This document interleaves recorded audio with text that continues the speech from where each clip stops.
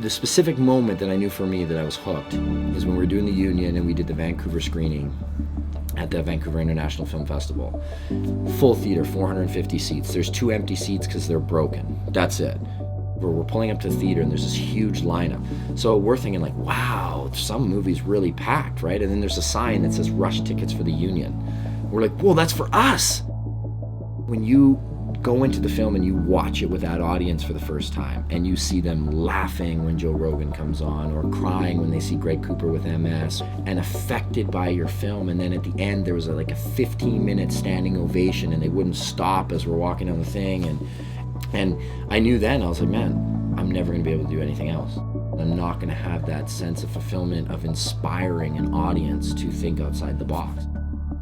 I never did this to get famous, and you certainly aren't going to be rolling in it. If people knew how broke I was for years doing the Union, like literally when we were finishing the Union, I needed 40 grand to finish, and my wife was 8 months pregnant with my daughter Riley, and we had negative $400 in our account, right? So when people ask, like, did the Union make the money that you wanted? I'm like, if you're someone that measures like the success of that film by material goods or by just financial dollars, failure. To the average business person, it'll be like, not good.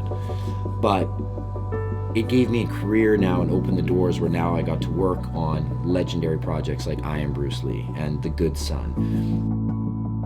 I even often say when people say like, oh Adam, how did you do it? And I was like, I'm a perfect example that if you really want to go for something, you can. My passion and tenacity, I'd argue, is unmatched other than like pro athletes and stuff. Like when it comes to the film industry, I've met very few that have the passion or drive. That's the one thing that everyone, my latest company now said they hired me because they like the passion I bring into the office.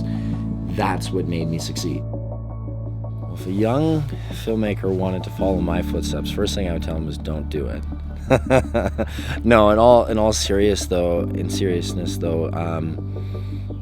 you have to really want it, because it is not going to be an easy haul. If it was easy, everybody would do it. I've said this in other interviews too. It's like when I hear people say, oh, I'm going to go to LA and try acting for a year, and if it doesn't work out, then I'll come home. I'm like, oh, that's a good plan. You know, maybe you should try law school for a year too, see if it works out and see if you run a firm and then come home.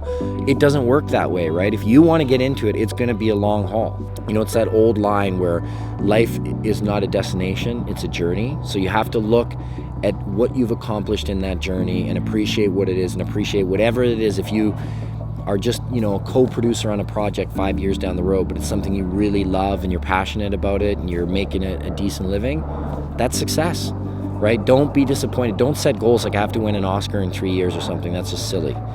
Because awards for art in the first place are silly, but I'm happy to take one if you want to give me one.